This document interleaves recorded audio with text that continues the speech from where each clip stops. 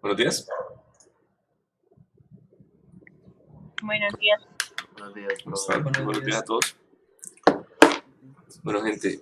Espera.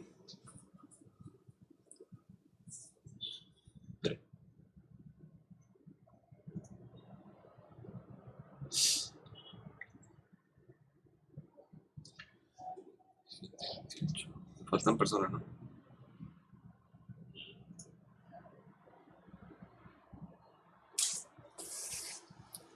Bueno, estamos lo mismos con la cámara de siempre. Al menos baja por un poquito.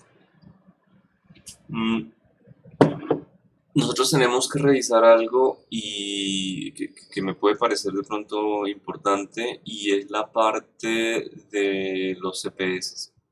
¿Por qué? Porque hay gente que de pronto me ha dicho pues que los ha contestado, pero no los ha entendido en su mayoría.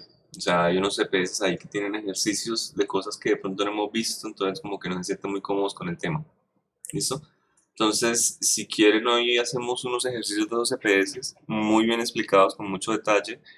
Eh, Mañana me comentan qué opinan de que yo les borre a absolutamente todos las respuestas de los CPS que tienen ejercicios para que ustedes lo contesten. O sea, mañana piénsenlo entre hoy y mañana me dicen si están de acuerdo. Hay gente que pues, los tendrá bien, hay gente que de pronto no le fue tan bien y le puede servir bastante. Entonces lo piensen. ¿Listo? Bueno, Es que igual los CPS son las mismas preguntas que las autoevaluaciones. bueno, listo, perdón, las autoevaluaciones, estoy hablando. Ah, ok. Eso. Que antes se llamaba solo una forma. Bueno, entonces rápidamente. eh, Cuando nosotros empujamos un objeto que está sobre una superficie, ¿por qué se queda inmóvil? ¿Qué fuerza me aparece ahí? ¿Qué me impide que haya ese movimiento? La fricción. La fuerza de fricción. Si nosotros tenemos una superficie y la idea es que el cuerpo no se mueva, ¿qué tipo de fricción me aparece? Porque hay dos. Cinética o la estática. Eso es lo que anda uno. O sea, yo sí quisiera que hablaran como un poquito más de la fricción. Ya Bueno, Si que están permanece esos pues dos. eso es inmóvil, lo que está vamos a la hacer. estática. Ajá, si permanece inmóvil está la estática, ¿vale? Esa fuerza de fricción estática normalmente se representa así, S por estática, o K con cinética, de movimiento. Entonces, si permanece inmóvil, como dijo su compañero, muy bien, es la estática. ¿Listo? Entonces, ese es el vector que nos va a aparecer. Esa fuerza tiene unas particularidades. Esa fuerza, ahorita la analizamos en detalle. Si se aplica una fuerza sobre una nevera, pero esta no se mueve, ¿cuál es el valor de la fuerza de fricción que el piso ejerce sobre la nevera si esta no se encuentra en el punto inminente de movimiento? Sería mayor que la fuerza aplicada, ¿no? Bueno, en el momento en el que hay una fuerza mayor a la fuerza aplicada, entonces hay movimiento. Porque si yo tengo un movimiento horizontal, este, o una especie de nevera, supongamos, y yo le aplico la fuerza, ¿de acuerdo? Hay una fuerza de fricción que va en dirección opuesta a la tendencia de movimiento o al movimiento, y es la que me está cancelando que esto tenga una aceleración. Bien, en el momento en el que esa fuerza sea mayor a la de mi mano, pues entonces simplemente el objeto se va a mover hacia la izquierda, aunque yo le esté haciendo un empuje hacia el otro lado. Entonces, la verdad, esa fuerza de fricción crece, y esa fuerza de fricción puede llegar a crecer en un intervalo.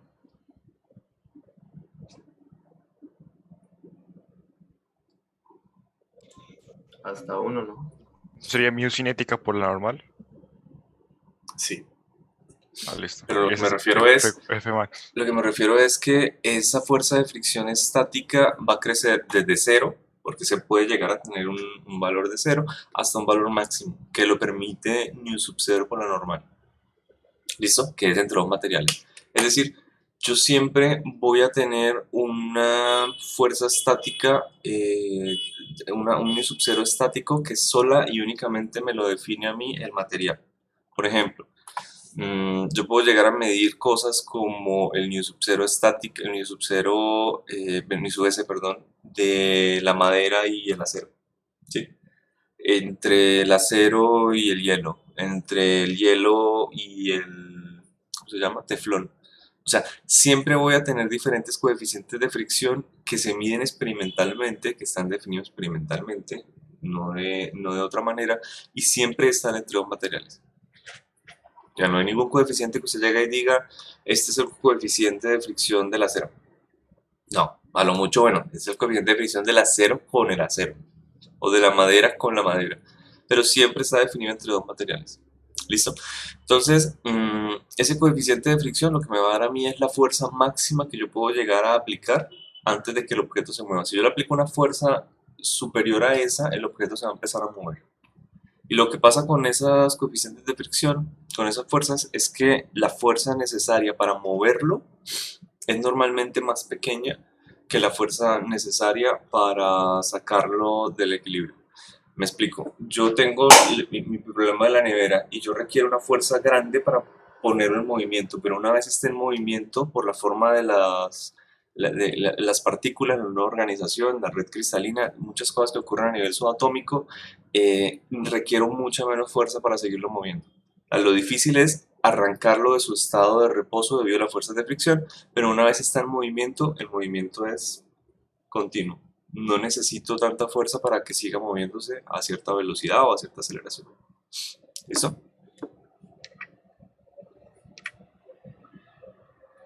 Bueno, ¿cómo es posible que un materiales tengan en contacto diferentes coeficientes de fricción de su componente? En fin. Podemos llegar a mirarlo así. Cuando nosotros tenemos dos cartones de huevos, ¿listo? Y nosotros colocamos uno encajado dentro del otro, bueno, pues queda muy difícil llegar a moverlo de una manera horizontal o vertical, es decir, en el plano de los dos cartones de huevos están casi que anclados entre ellos. ¿Sí? Pasa algo muy parecido, pero no tan drástico con los electrones. Una vez usted los tenga en reposo, ellos están básicamente anclados uno con el otro, dependiendo de su red cristalina, de su red de electrones. Si es un metal, tiene su propia red. Si es una madera, de pronto es una red un poco más desorganizada, pero se puede llegar a tener. Teflón, etcétera, tiene sus organizaciones de electrones. Entonces ellos, cuando están unos contra los otros, digamos que forman una red más o menos estable, que es difícil llegar y hacer que se muevan. ¿Okay? En teoría, si yo muevo un cartón de huevos sobre otro lo suficientemente rápido, no alcanzarían a anclarse. Es decir, yo podría llegar a pasar un cartón de huevos por encima del otro y no alcanzaría a meterse los huequitos dentro del otro. Entonces, puede ser un ejemplo un poco drástico, tendría que moverlo muy rápido, pero es lo que pasa con los objetos. ¿Listo? Hay otras fuerzas que se generan ahí, más que todo electromagnéticas, cuando los objetos están estables uno con respecto al otro, pero cuando están en movimiento es mucho más fácil seguir el movimiento. Si los objetos los muevo lo suficientemente rápido, incluso la fuerza de fricción podría llegar a disminuir, porque ya es cosas de temperatura alta, puede llegar a pasar otras clases de fenómenos. Por ejemplo, hay un fenómeno muy interesante que es este. Vamos.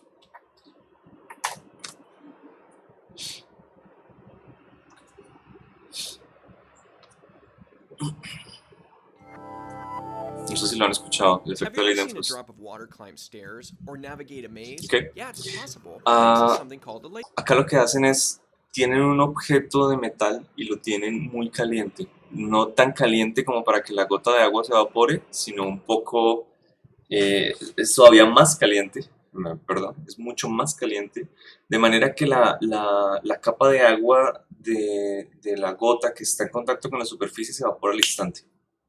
Evapora al instante, es una evaporación muy rápida, pero esa evaporación, como es tan rápida, forma una capa de gas, de vapor de agua, que protege el resto de la gota de la evaporación. Es un efecto interesante por eso, es el efecto de Leidenfrost. Si yo tengo una temperatura menor, puedo llegar a ver simplemente que la gota se evapora pues, a la velocidad relativamente rápida, pero como lo tengo tan caliente, no se evapora, ¿de acuerdo? La gota flota, y ese efecto es una superfluidez, es un efecto en el cual nosotros no vamos a tener, como se dice, fricción entre los dos objetos. Es como si la gota estuviera flotando. ¿Okay? ¿Sobre qué? Sobre un colchón de agua. Entonces, esto es lo que pasa cuando tiene usted mucha temperatura. Y lo pueden hacer en una olla. No requiere demasiadas cosas. Es una temperatura que uno puede llegar a alcanzar en una estufa. ¿Listo? Entonces ahí el agua está hirviendo, pero si la temperatura es todavía más grande, se forma la capa. Ok, entonces es un efecto bastante interesante. But above the boiling point, the moving O sea, es lo molecules más. have enough energy to break away from their compatriots and fly freely into the expansive gaseous state. When you drop liquid water onto a hot surface, it quickly boils into steam. But heat Ahí that es thing up evaporación. even more Y and esto drop es ya skittering más allá de la slowly evaporación. across the plate Creo que ahí lo están without colocando el appearing agua to boil at directamente all. sobre la hornilla. What is going on? Listo, entonces tiene demasiada temperatura. Congratulations, you've achieved Y Leidenfrost. este es otro truco No que hacen. Colocan una superficie no lisa sino estriada. Después que pueden llegar a buscar el efecto, el Leidenfrost Effect, les aparece que la dirección de la estría, es decir, si la estría se hace en cierto sentido, entonces el agua empieza a you are subirlo. not a druid. Es Well, por el probably vapor, not. se crea como una When the especie de droplet hits the motorcito por plate, debajo the underside y touching the plate empuja instantly boils. el That agua. creates a tiny Hay layer of muchos steam efectos under the droplet that interesantes. actually insulates. ¿Listo? Bueno. ¿Qué opinan de esta? En un juego en el que dos equipos compiten al lado de la misma cuerda, la tensión que ejerce cada equipo es igual en magnitud. Entonces, ¿por qué gana uno de los equipos? ¿De qué dependería?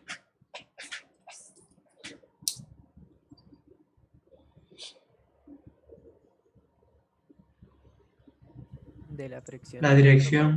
La dirección de la fuerza. Ajá, sí.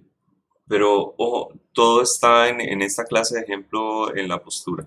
O sea, normalmente hay uno o dos jugadores que hacen este papel. Yo sí me lo digo. El centro de gravedad de cada persona, ¿no? O sea, como que eso hace que... como que... Sí, esto es la postura básicamente, pero pues, más físicamente, decirlo así.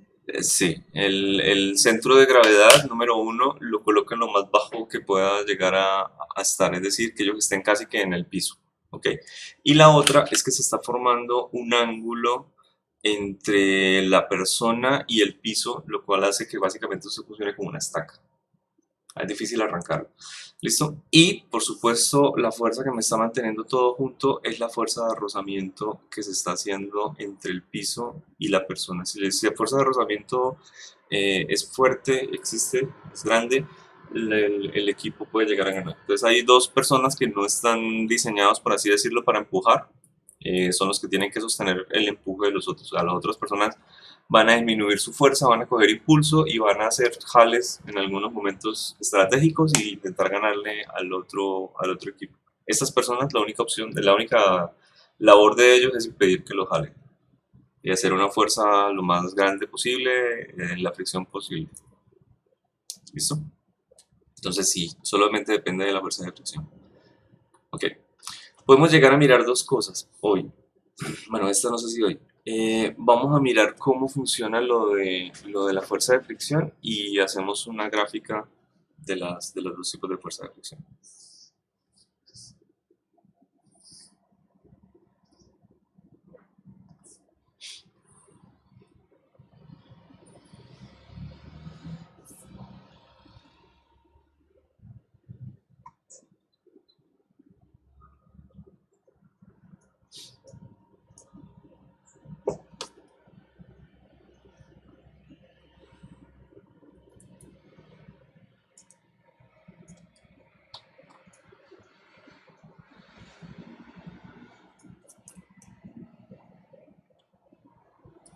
Listo. Tengo aquí una masita M. Quiero dibujar las fuerzas clásicas, las más normales que se pueden llegar a encontrar, como el peso.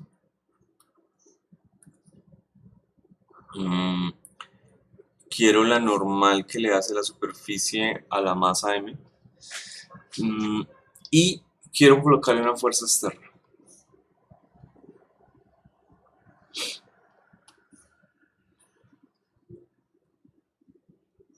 ¿De acuerdo? Si esa fuerza externa se hace como en el caso que yo les ponía en la nevera, etc., y es lo suficientemente pequeña, mi objeto no se va a mover.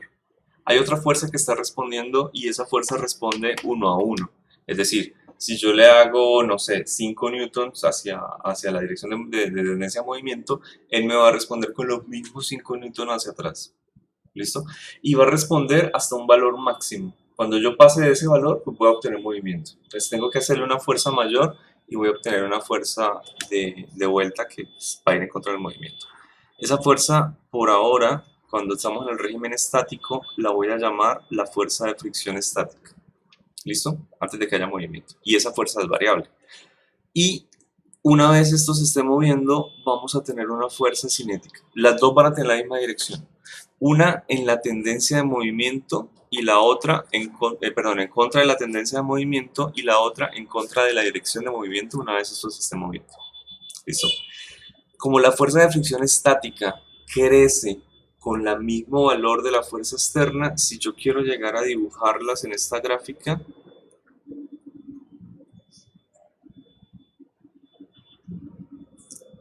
será una relación 1 a 1. ¿Qué quiere decir? Si tengo 5 newtons de fuerza externa, voy a tener 5 newtons también de fuerza de fricción estática. ¿Listo? Este sería el régimen que voy a tener acá. Esta es mi F sub S. ¿Listo? Y va a ir desde dos niveles, si lo miro en el eje de las verticales. Vamos a tener acá un valor entre 0 y un valor en donde esa fuerza es máxima. Por eso les decía que está definida en la diapositiva anterior, pues entre un valor de 0 y un valor donde ella es máxima. ¿Qué valor tiene ella cuando es máxima? Bueno,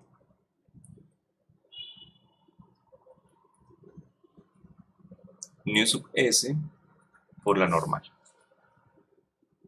¿Listo? Y recuerden el límite, es que lo coloco por acá de nuevo.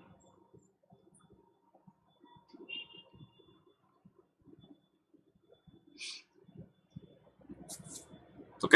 Entonces, no es una fuerza constante, es una fuerza que me responde a mí a una tendencia de movimiento.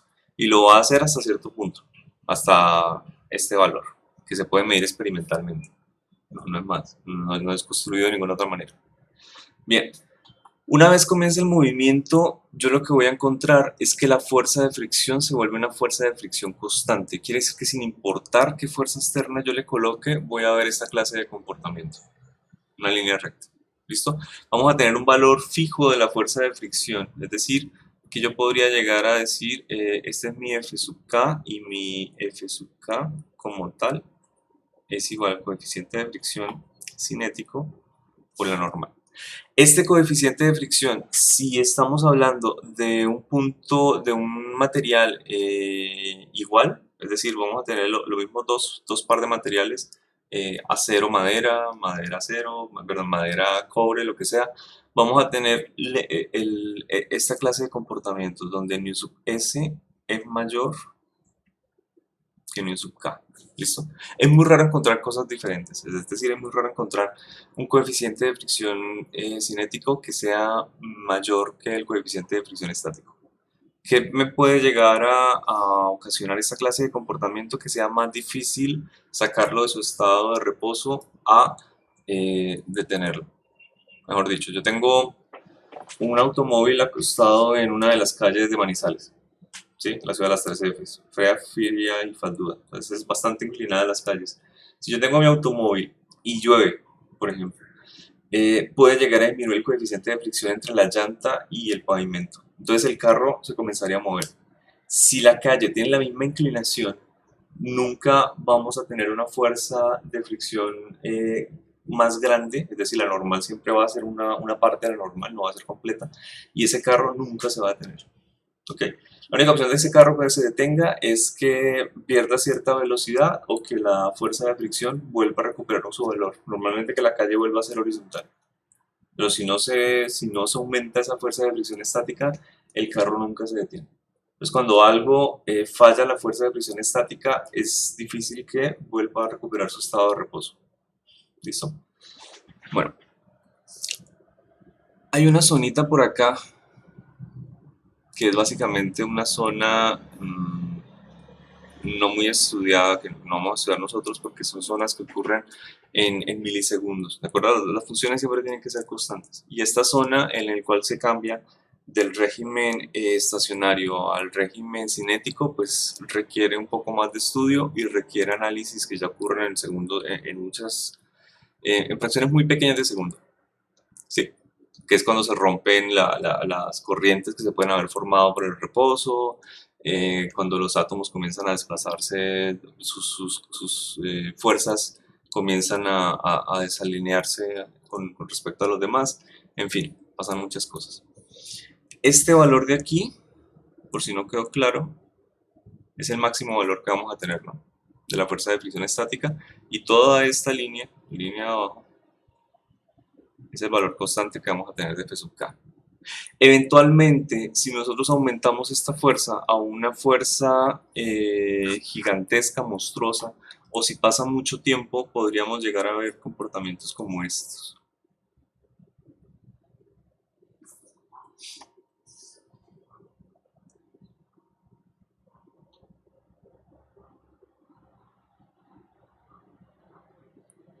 ¿Listo? Que la fuerza de fricción disminuye con respecto al tiempo.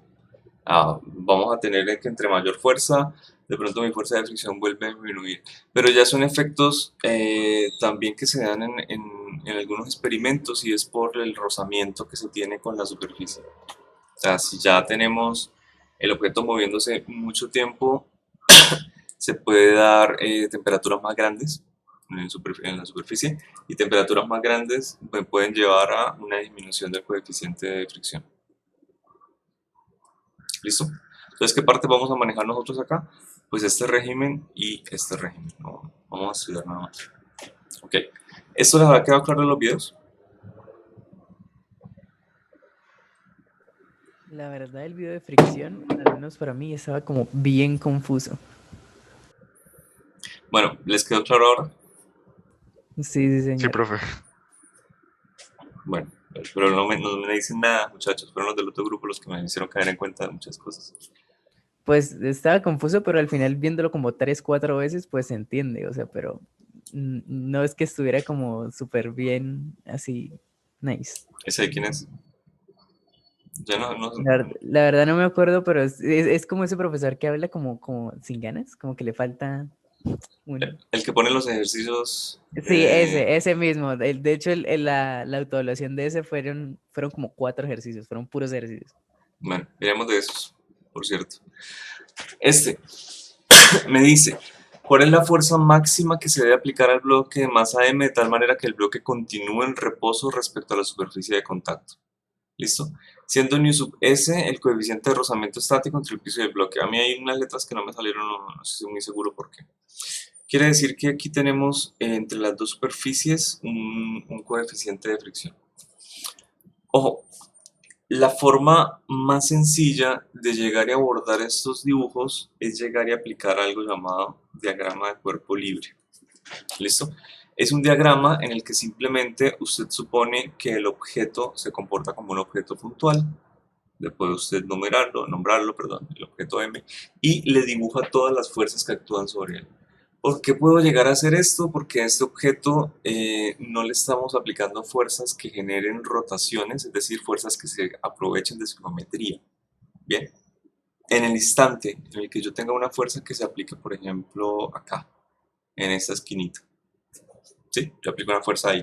¿Qué va a pasar? Que su centro de masa, que puede ser el centro geométrico, es decir, este punto, vamos a tener aquí una distancia entre el centro de masa y el punto de aplicación de la fuerza, y esa clase de aprovechamiento de la geometría del objeto me genera que el objeto rote, ¿vale?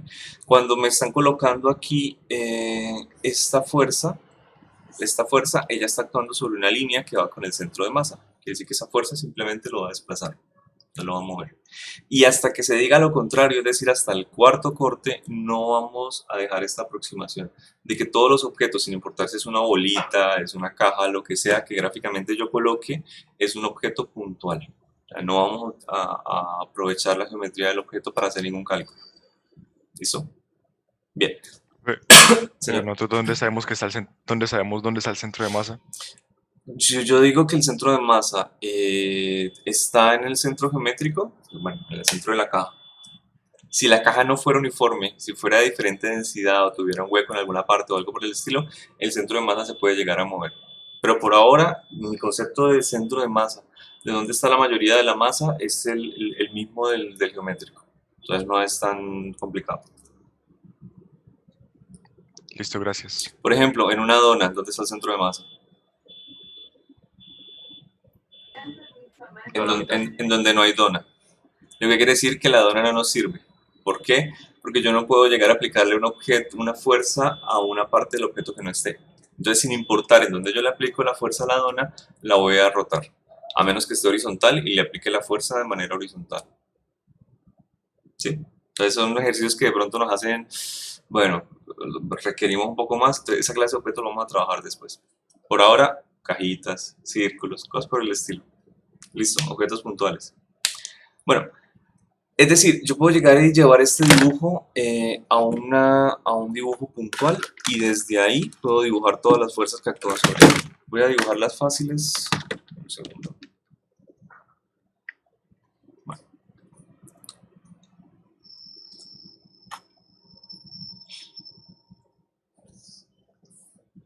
Por aquí tendríamos el peso, o también se llama la fuerza gravitacional. Es exactamente lo mismo y es la masa por la aceleración de la gravedad de la Tierra. ¿Listo? Vamos a tener una fuerza que es la respuesta de la superficie a la presión de la caja, que se conoce como fuerzas de contacto y se modelan por la letra N, letra normal. ¿Por qué la N? Porque siempre esas fuerzas son normales a la superficie. Entonces, sin importar el objeto que yo tenga arriba, un circulito, un cono, lo que sea, que esté tocando solo un punto, la fuerza va a ser normal en la superficie. ¿De acuerdo? Si aquí las dos pues tienen una superficie plana, perfecto, la fuerza es normal a las dos. Logro por eso. Ok, vamos a tener la fuerza externa también.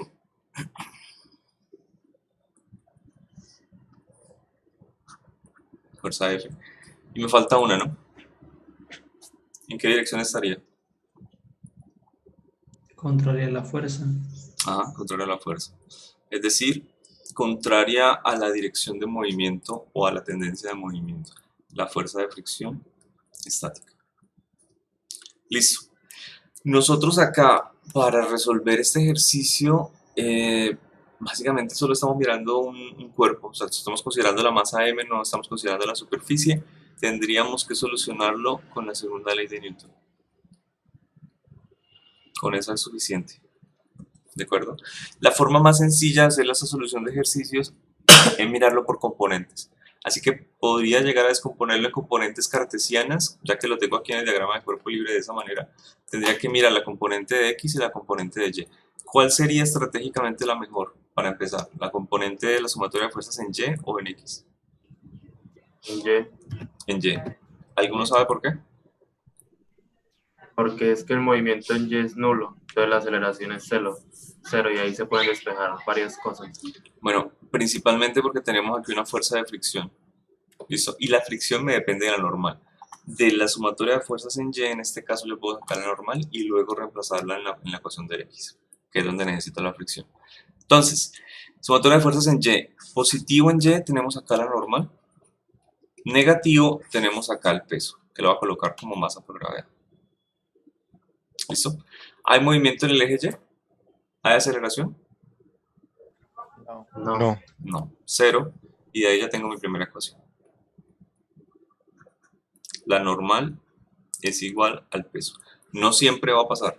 Si tenemos un plano inclinado o algunas otras condiciones como una tensión o alguna cosa que me aliviane la respuesta del piso, este valor va a ser diferente. ¿A qué me refiero con que esté alivianado? Que tengamos, bueno, plano inclinado lo vamos a ver más adelante, o puede haber una fuerza por acá. Puede ser que la fuerza F esté en esta dirección, voy a colocar aquí una fuerza de tensión, que es una cuerdita. Algo que haga que la normal sea más pequeña, que no sea la única fuerza soportando el peso. Hay muchas fuerzas que pueden llegar a hacer este efecto. ¿Listo? Entonces, que la normal sea igual al peso es solamente un caso muy particular. Bueno. Y hagamos finalmente la sumatoria de fuerzas en X. En X yo tengo de manera positiva la fuerza externa y de manera negativa la fuerza de fricción.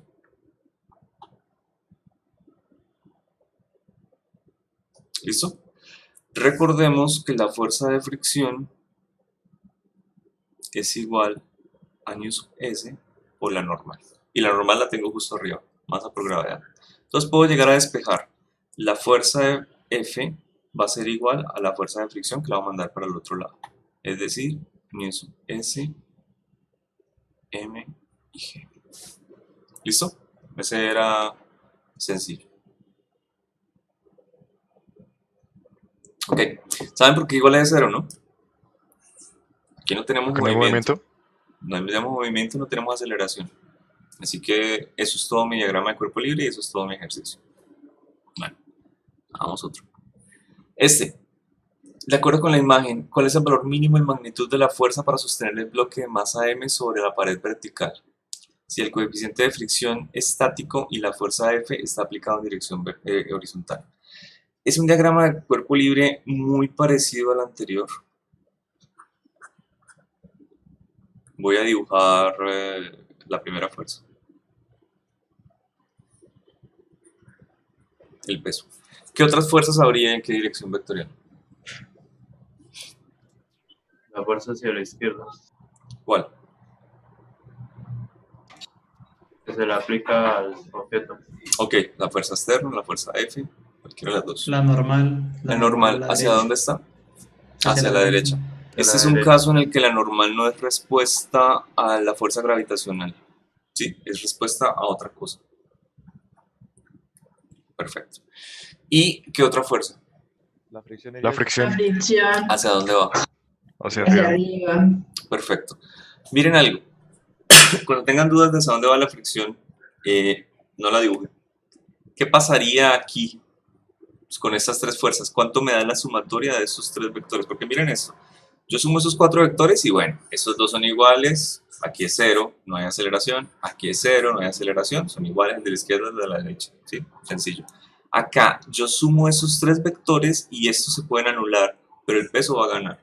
A que yo cojo un objeto, un bloque de hielo, algo, lo empujo contra la pared y el objeto se me va a resbalar hacia abajo. ¿De acuerdo? Porque no tengo una fuerza que lo sostenga. Es decir, la tendencia de movimiento de esa masa M es hacia abajo. Y mi fuerza de fricción se tiene que oponer a esa tendencia de movimiento. ¿Listo? Así que esa fuerza de fricción va a ir hacia arriba.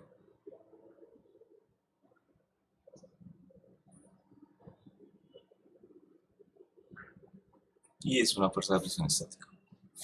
Ok, aquí comenzaríamos con qué sumatoria de fuerzas. ¿En qué dirección?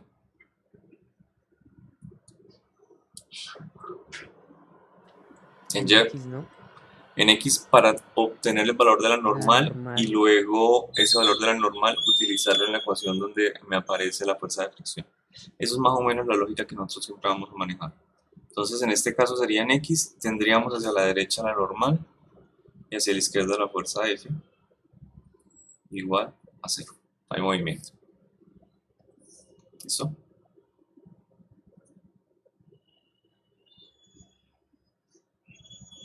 Ok. Miremos en el eje Y, tendríamos hacia arriba la fuerza de fricción, sumatoria de fuerzas en Y, fuerza de fricción, y hacia abajo el peso, masa por gravedad, igual a 0. ¿Ok?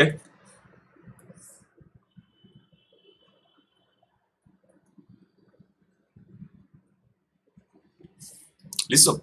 Reemplazamos la normal, que me depende de la fuerza F, y despejamos lo que necesitemos.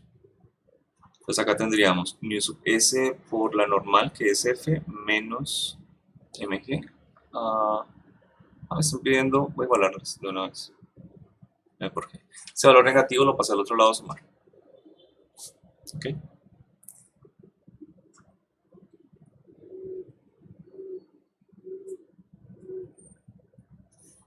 Masa por gravedad sobre el coeficiente de fricción estático. Eso es. ¿Alguna duda hasta ahorita?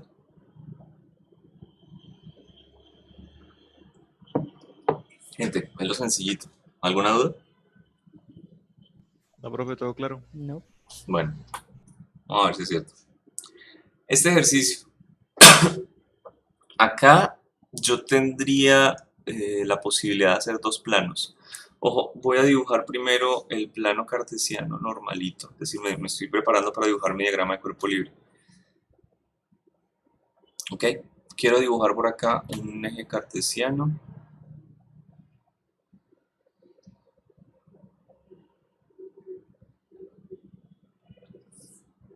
Que lo voy a llamar X y Y. Bien, ese eje cartesiano lo quiero hacer alrededor de este punto. Ese punto para mí es el punto en el que yo puedo llegar a hablar de un plano horizontal sobre el cual descansa otro plano, que es un plano inclinado o un plano con un cierto ángulo con respecto a la horizontal. Bien, a ese plano que acabo de colocar, el plano XY, lo puedo llegar a solapar, a colocar encima de él otro plano que esté inclinado.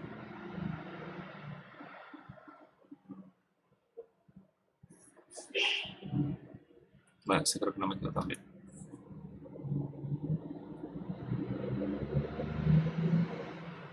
¿Listo?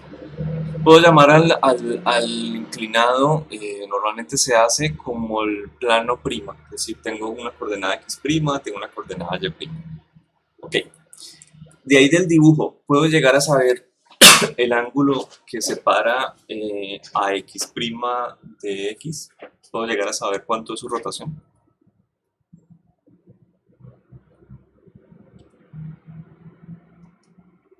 ¿Seguros que no?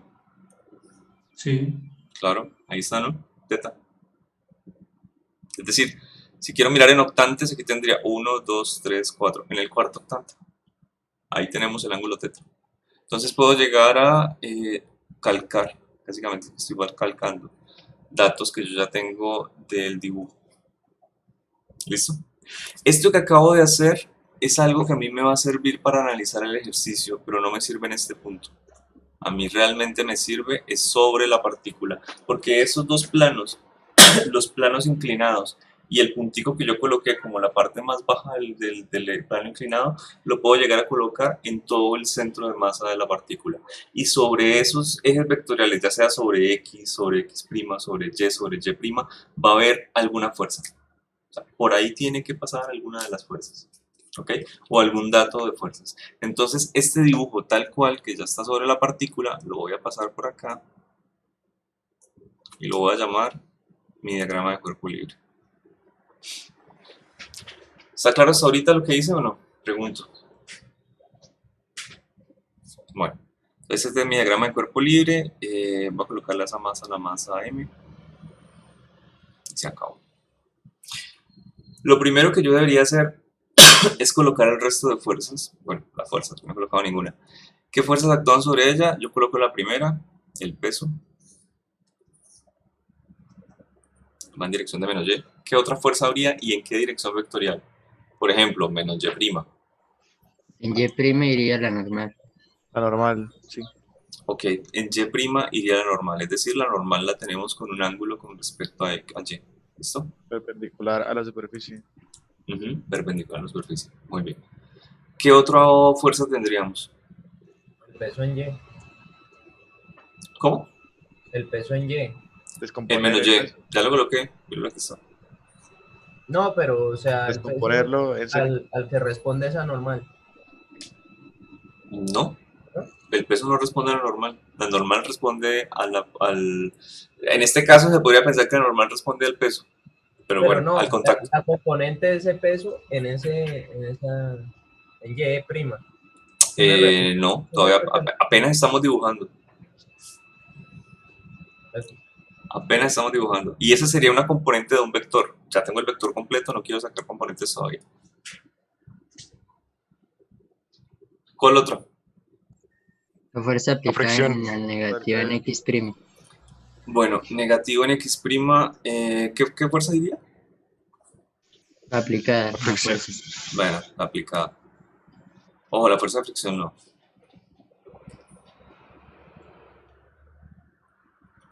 Listo, va la fuerza aplicada, hacia allá va el movimiento, hacia allá va la aceleración. Mírenlo, por acá está. Nosotros tendríamos ahora que colocar, contraria a esa, la fuerza de fricción. ¿Listo? ¿Es fricción estática o fricción cinética? Cinética. Bueno, cinética. Muy bien. Y la sumatoria de estas 4 fuerzas a mí me tiene que dar la masa por la aceleración del movimiento. Y en este caso sí tenemos, ¿no? ¿En qué dirección va esa sumatoria de masa, de fuerzas?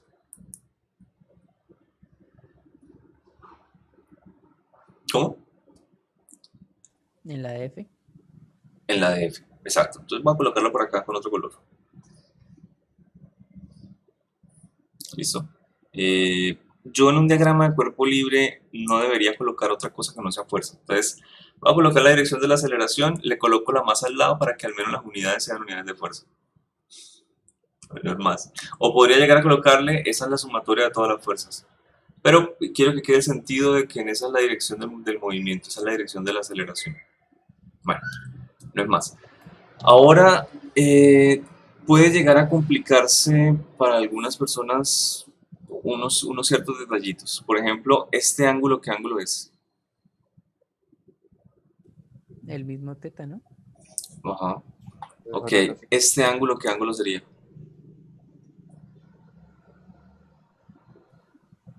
¿Cuál? Diferente a teta, ¿no? ese. ¿Es teta? No. ¿Cuál es la lógica, la norma entonces para decir este es teta, este no es teta? El opuesto, que está opuesto por la frente. Ok, Es opuesto. sí, puede llegar a funcionar. Hay una manera más sencilla, ¿no? Mire que Por aquí el ángulo tenemos, aquí siempre complementario también. tenemos, exacto, aquí siempre tenemos el ángulo que necesito, el ángulo complementario. El ángulo que necesito, el ángulo complementario.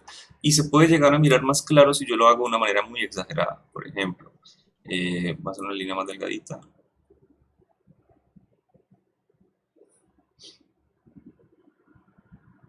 Voy a hacer que el ángulo sea lo más pequeño posible.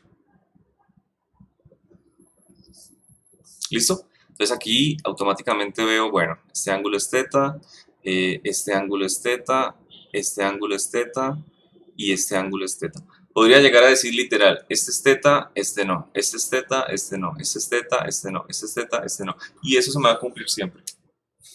¿Listo? Entonces, si tienen problemas para saber cuál es el ángulo teta, divídalo en un octante, cruce los dos planos, así sea mentalmente, y diga, este es teta, este no, y así sucesivamente. Entonces aquí tendríamos que la normal con respecto a y tiene un ángulo, teta. Aquí también tendríamos un ángulo, y aquí también tendríamos un ángulo. Bueno, ese diagrama de cuerpo libre está grande, ¿sí? Está muy exagerado. Lo hice así simplemente porque pues, es la primera vez. Tenemos que aprender a tener un criterio de cómo lo voy a llegar a solucionar. Lo siguiente que yo debería mirar es el número de componentes.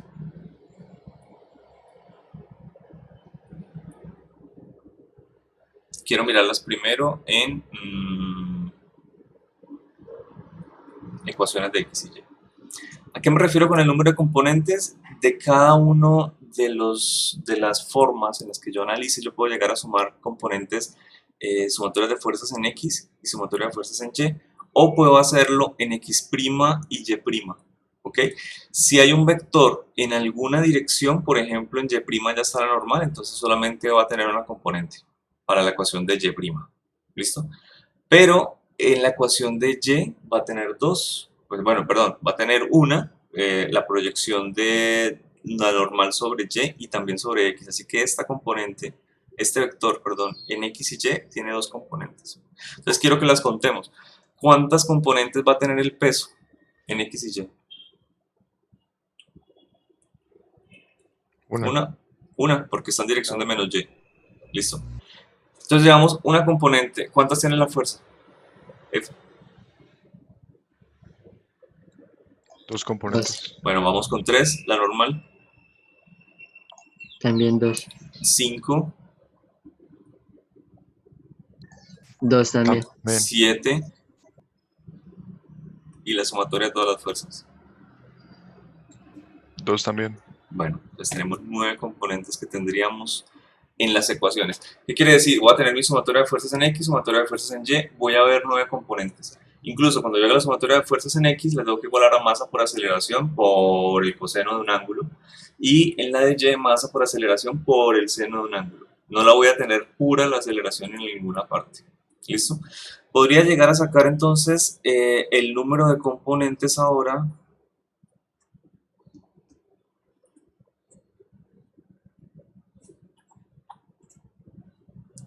En X' y Y'. Entonces, ¿cuántas tenemos acá para el peso? 2. Ok. 1. Bueno, vamos 3, 1. 4, Y 1 también. 5 y Y 1. 6. Entonces tenemos que tomar la decisión. ¿Usted quiere trabajar sus ecuaciones con 9 componentes o con 6 componentes? Eso es todo lo que tenemos que hacer. Listo. Ya tenemos una idea, ojo, solamente con ver el diagrama de cuerpo libre y usted contar qué componentes va a tener para cada sistema de referencia. Para X y Y va a tener 9 componentes y aquí hay un problema grave y es que la aceleración también está dividida en coseno, en seno. Entonces se puede llegar a complicar. Mientras que acá vamos a tener 6 componentes y solamente una aceleración que me va a aparecer en la dirección de menos x', no más. ¿Listo? Entonces no hay que dividir las dos ecuaciones o hacer algo para disminuirlo. Entonces, en resumen, con este diagrama de cuerpo libre, que me sirve mucho para poder explicar, yo puedo llegar y fabricar ahora sí mi diagrama de cuerpo libre para el final, un amplio.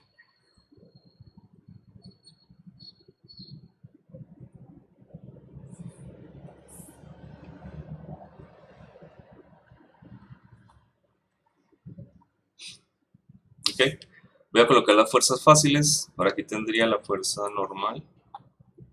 Uy, muchachos, ya es hora que nos cerramos la sala.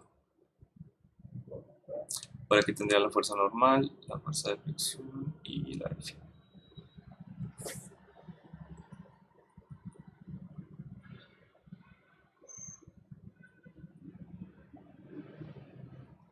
Listo. ¿En qué cuadrante estaría el peso? Porque el peso no está en ninguna dirección específica, ¿no?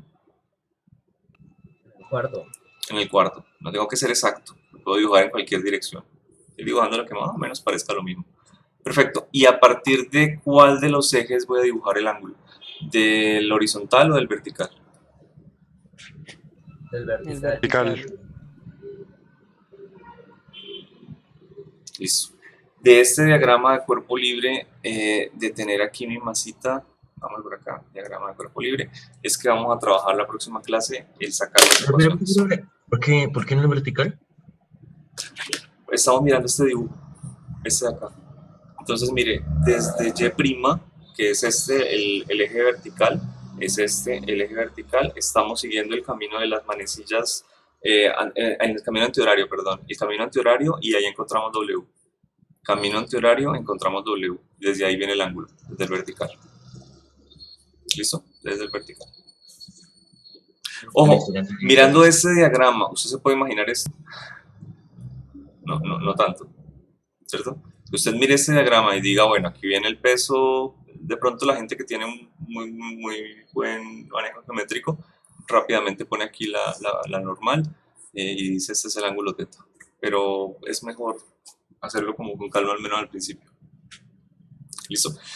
¿Qué porcentaje de seguridad tenemos de que este diagrama esté correcto? Alto. ¿Sí? Con ese diagrama es que continuamos la próxima clase y hacemos las componentes. También por aquí les coloqué, vamos a calcular como un experimento básicamente de calcular nu sub s y nu sub k. Resolvemos el ejercicio experimental que me daría estas dos constantes, el más sencillo posible. ¿Listo? Bueno, gente, los dejo. Gracias por venir. ¿Les quedó claro? Por cierto. Sí. ¿Tienen dudas de eso? señor. Bueno, Sí, profe, muchas gracias. para mañana. Chao. Hasta luego. Hola, profe, gracias. Ustedes.